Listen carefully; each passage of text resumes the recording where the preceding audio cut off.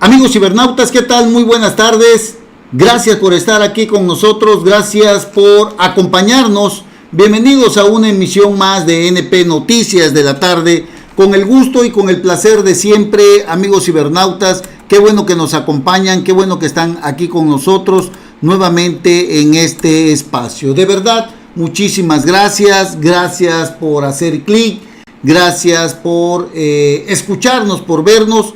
Nuevamente hoy ya viernes 27 de julio del año 2018. De verdad, muchísimas gracias, amigos cibernautas. Bueno, ¿qué tenemos para hoy, amigos cibernautas? ¿Qué es lo que está saliendo a la luz pública? ¿Qué es lo que se está manejando? ¿Cuál es la información en marcha de una serie de nombramientos que el virtual presidente electo Andrés Manuel López Obrador viene dando a conocer? Andrés Manuel López Obrador ha propuesto a el señor Ramón de la Fuente, ex rector de la UNAM, como comisionado representante de México ante la ONU, el organismo de las Naciones Unidas. El rector de la UNAM es un personaje ampliamente conocido en nuestro país. Se integrará al equipo del virtual presidente electo por su trayectoria pública y su trayectoria académica. Fue secretario de salud, no recuerdo en qué tiempo, creo que fue con Ernesto Zedillo, si no mal recuerdo. Y bueno, el ex rector fue propuesto para ser el embajador de México ante la Organización de las Naciones Unidas. López Obrador lo invitó por su trayectoria pública y académica, por lo que va a ser de mucha utilidad su experiencia en la representación de México ante la ONU.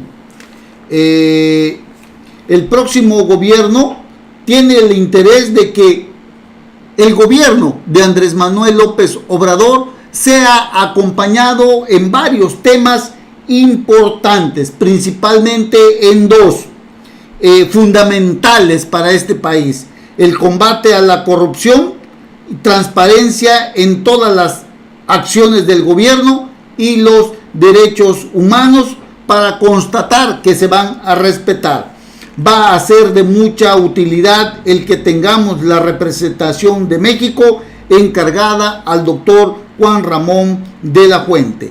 Y ayer mismo, en esta casa de transición que tiene Andrés Manuel López Obrador, ahí el futuro canciller Marcelo Ebrard, el ex indigente de París, que ahora será canciller, Marcelo Ebrard, aquel que fue exiliado por el señor Miguel Ángel Mancera por lo de la corrupción de más de 15,000 millones de pesos de la construcción de la línea 12 del metro allá en la Ciudad de México. Pues este señor que se fue a exiliar allá a París, imagínense usted, París, uno de los países más caros del mundo, el indigente ex jefe de gobierno de la Ciudad de México, Marcelo Ebrard, se fue allá a sufrir, el pobrecito, a vivir como indigente allá en París. Y hoy miren lo que son las cosas, el destino. Ahora será el nuevo canciller, el nuevo secretario de Relaciones Exteriores. Ayer el indigente de París, Marcelo Ebrard, dijo que me da mucho gusto anunciarles que el doctor Juan Ramón de la Fuente, muy estimado amigo y respetado pensador y servidor público mexicano, se hará cargo de la representación de las Naciones Unidas. El indigente de París pues ya se siente un señorón Y bueno, miren lo que son las cosas, ¿no? Se nos olvida fácilmente a los corruptos de ayer y hoy. Marcelo Ebrard, en la construcción de esta línea 12 del metro, ahí en la Ciudad de México, cuando llegó Miguel Ángel Mancera, le sacó sus trapos sucios. Son más de 15,000 millones de pesos que desaparecieron. Escúchelo usted muy bien. 15,000 millones de pesos se habla aproximadamente que desaparecieron durante su gestión en la construcción de esta línea del metro. ¿Y qué pasó con esa línea del metro? Bueno, tuvo serios problemas, se tuvieron que cambiar las vías, toda esta estructura que se había hecho millonaria en dólares, tuvo que modificarse incluso el contrato, tuvieron que hacerse otras estimaciones que causaron un daño patrimonial de aproximadamente 15,000 millones de pesos, siendo jefe de gobierno Marcelo Ebrard, el indigente de París, que regresó para sumarse al proyecto de Andrés Manuel López Obrador, ya perdonado, como muchos otros corruptos perdonados por Andrés Manuel López Obrador, de los que se rodeará de los que se va a rodear en su nuevo gobierno, perdonados por el santo manto de don Andrés Manuel López Obrador.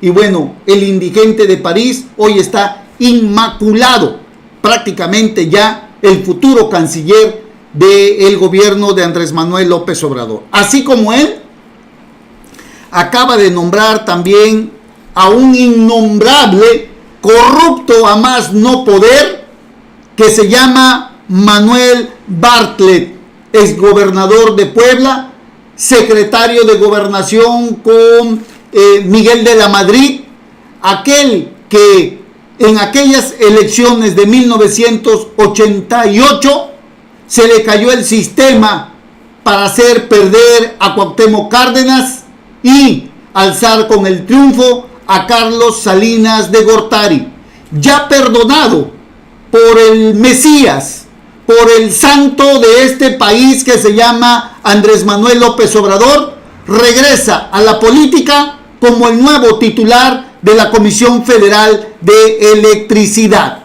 Hace unos momentos, Andrés Manuel López Obrador acaba de ratificarlo o acaba de nombrarlo como el nuevo titular de la Comisión Federal de Electricidad. Asimismo, nombró a quien será el nuevo titular de Petróleos Mexicanos, que será Octavio Romero Oropeza. Y bueno, ahí mismo ya prácticamente queda como secretaria de Energía la senadora electa Rocío Nale, que ha dicho que se integrará al Senado de la República, pero a partir del 1 de diciembre estará pidiendo licencia para ser la nueva titular de la Secretaría de Energía. Estos son los nuevos nombramientos que ha hecho Andrés Manuel López Obrador al día de hoy, y llama la atención el nombramiento de Manuel Bartlett, aquel que hizo perder a Cuauhtémoc Cárdenas, un personaje totalmente corrupto, como el nuevo titular de la Comisión de Electricidad en nuestro país.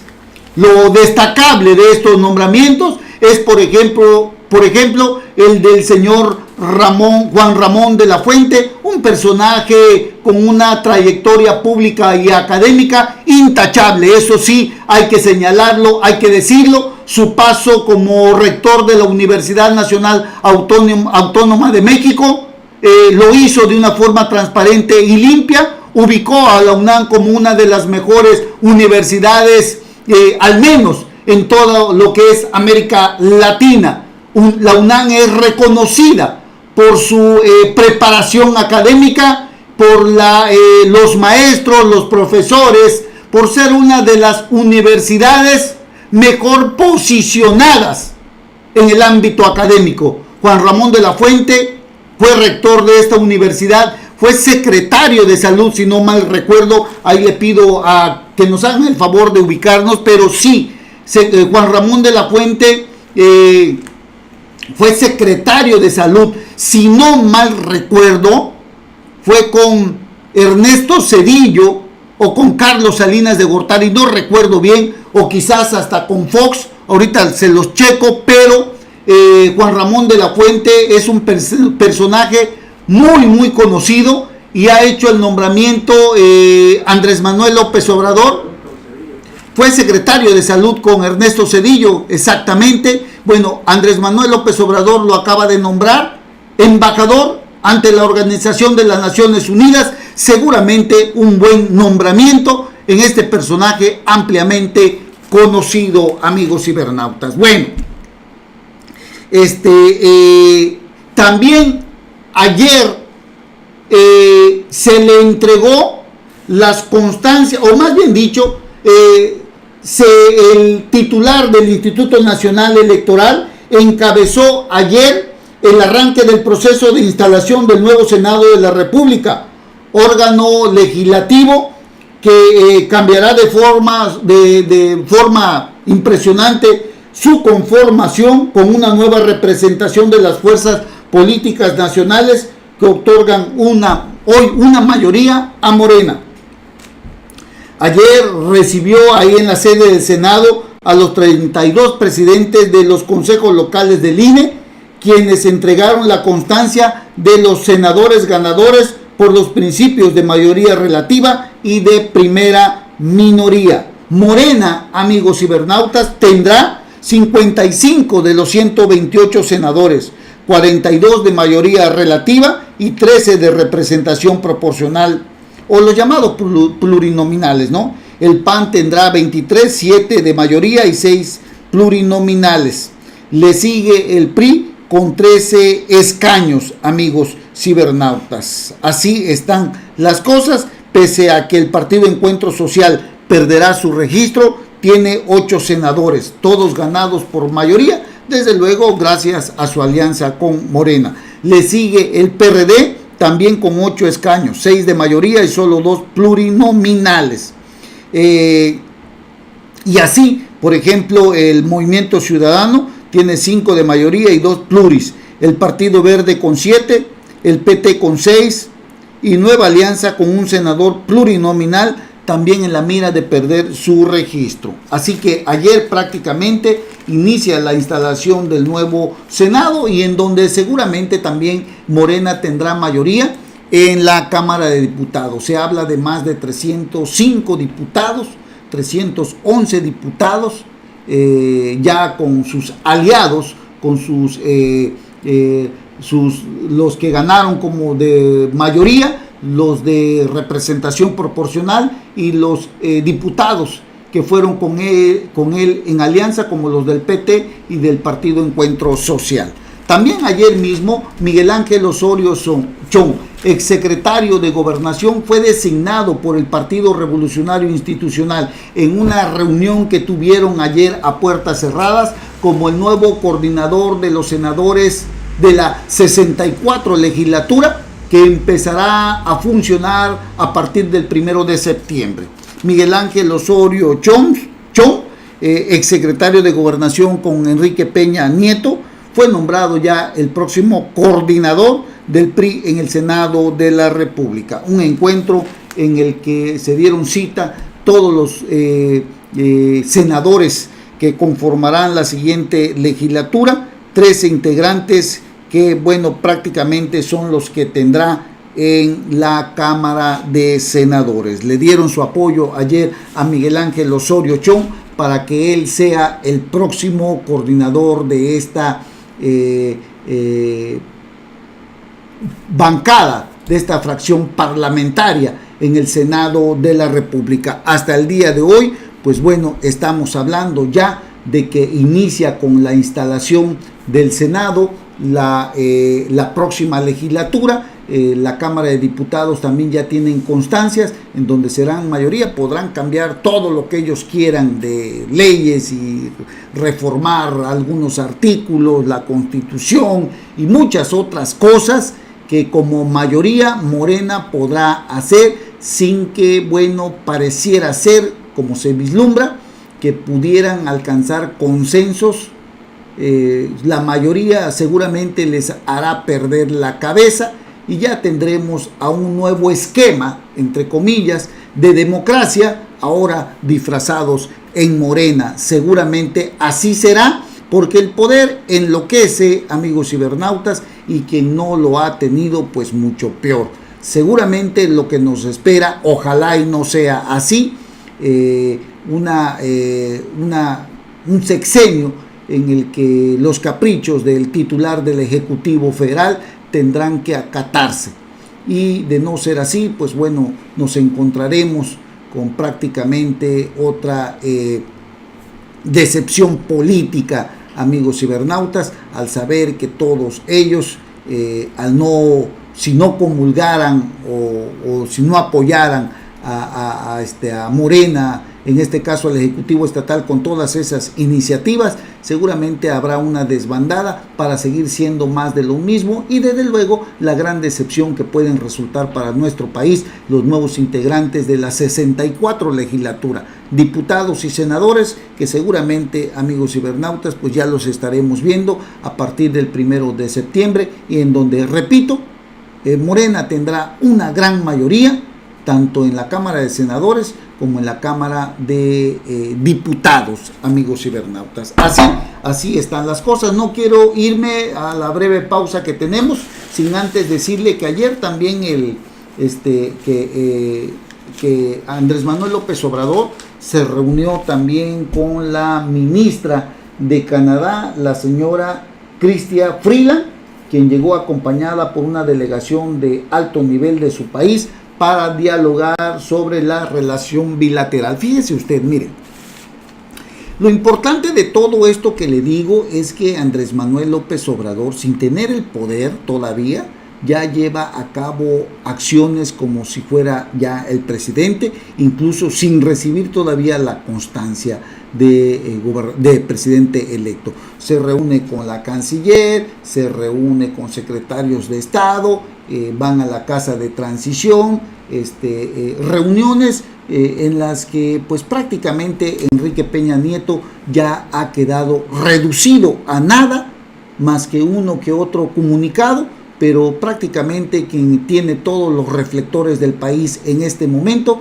se llama Andrés Manuel López Obrador. Al menos ayer, no deja de ser interesante también la relación que mantiene con los actores políticos de otros países, porque eso permite ir sentando las bases de algún tipo de negociación, y desde luego para que en el momento que él asuma como presidente de la República se tomen las cosas de otra manera más sopesada, de una forma más tranquila, digamos como que ya existe un puente y la relación bilateral con cualquier otro país se puede hacer de una forma más armoniosa, más política, digámosle así, a que él espere a llegar al 1 de diciembre. Eso es por un lado. Por el otro, bueno, llama la atención también que sin ser el presidente ya tome ciertas atribuciones de convocar, por ejemplo, a una ministra que va a su casa de transición.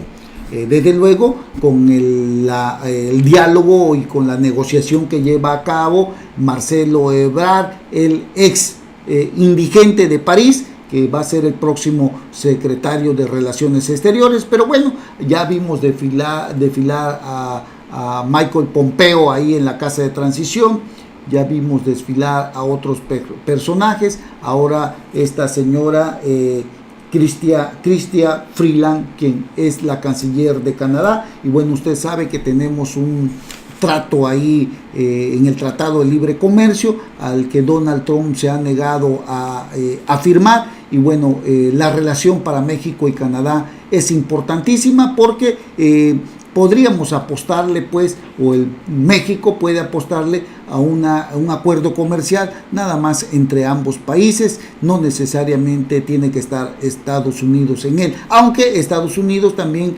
Donald Trump lo ha dicho, que busca acuerdos separados, es decir, un acuerdo comercial con Canadá, un acuerdo comercial con nuestro país, con México. Digo, al final de cuentas se trata de alcanzar acuerdos que permitan el libre comercio y desde luego todo esto que también influye, incide en el marco económico de los países involucrados. Que sea para bien, porque el libre comercio que podemos manejar entre estos países siempre será para beneficio del pueblo mexicano, porque esto permite que nuestra economía pues que no se estanque ni se vaya para abajo, sino que al menos esperamos que el crecimiento económico que se ha venido dando, que nos mantiene en un nivel económico, mucha pobreza, no lo podemos negar, más de 55 millones, pero al menos la economía que no se vaya por los suelos, porque podríamos alcanzar niveles